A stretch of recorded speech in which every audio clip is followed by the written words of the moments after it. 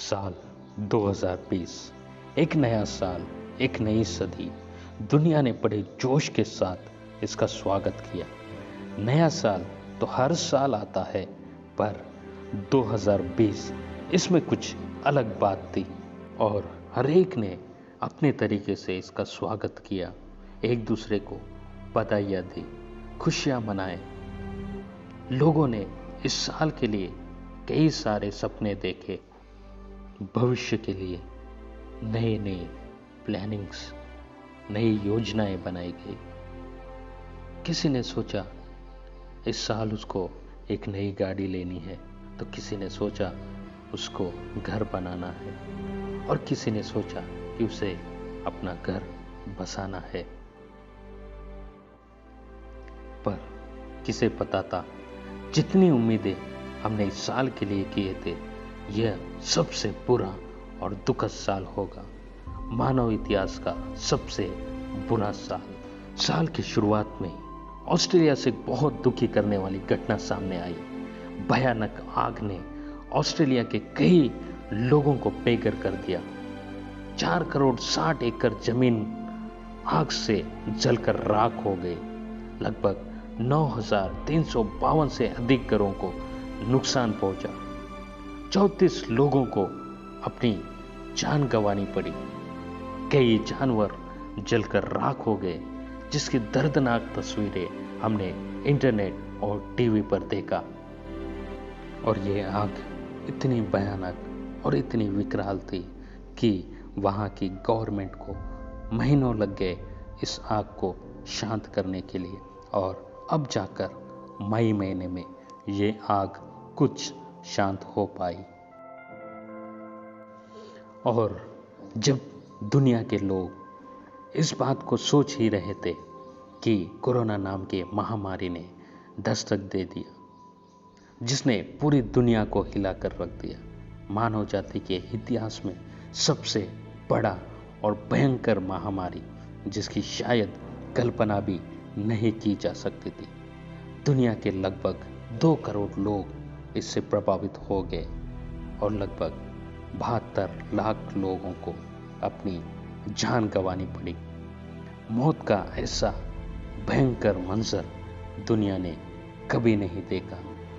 एक साथ हजारों लोगों को दफनाया जा रहा था। एक साथ कई घर उजड़ गए, कई लोग मौत की नींद में सो गए, जिसकी कल्पना मात्र करने से ही आज भी हमारे रोंगटे खड़े हो जाते हैं। और न जाने ये महामारी और कितने लोगों की जान को लेने वाली है और कितने मौतें होने वाली है। इस महामारी ने पूरी दुनिया पर ताला लगा दिया। सब लोग अपने अपने घरों में कैद हो गए। एयरपोर्ट से हवाई जहाज़ों की उड़ानें बंद हो गई। रेलवे स्टेशन से ट्रेन चलना बंद हो गए। बस स्टैंड से बस सेवाएं रद्द कर दी गई।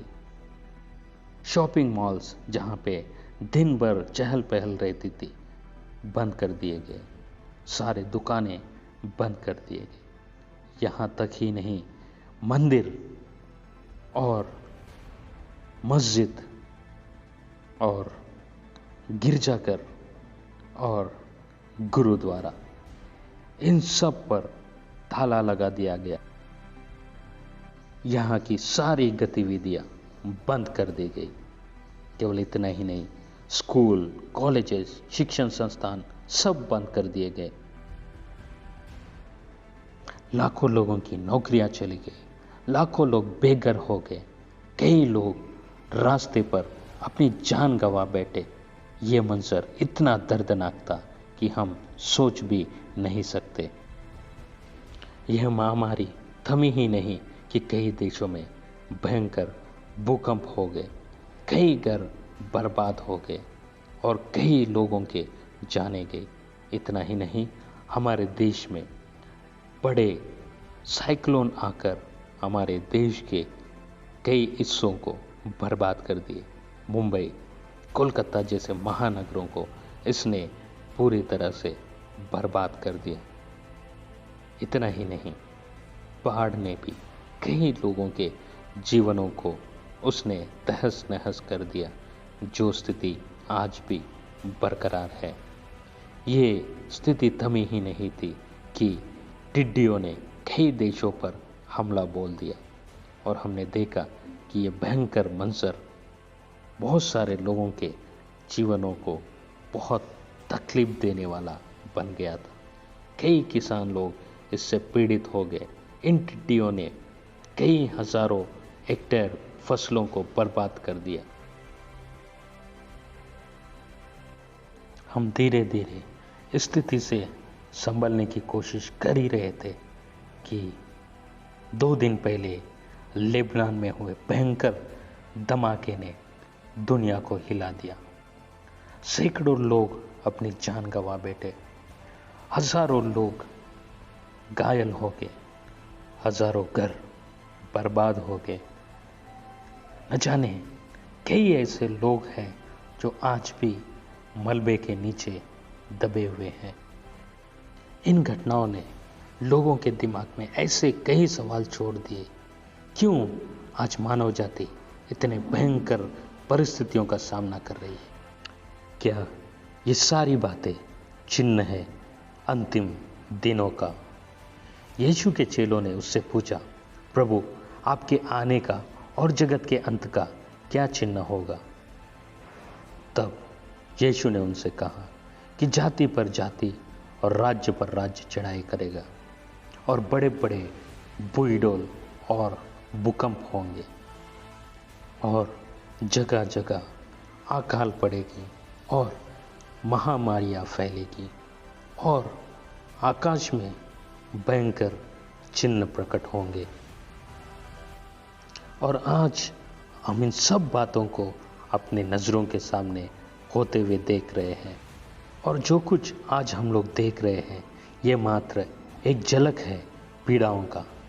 अंत के दिनों में इससे भी भयंकर पीड़ाएं पृथ्वी पर आने वाली है। और बाइबल कहता है प्रकाशित वाक्य में कि वे पीड़ाएं इतनी भयंकर होगी कि उन दिनों में लोग मृत्यु को ढूंढेंगे और मृत्यु उनसे भागेगी। वो समय होगा भयंकर पीड़ाओं का, भयंकर तकलीफ़ों का। इसलिए बाइबल हमें सावधान करती है।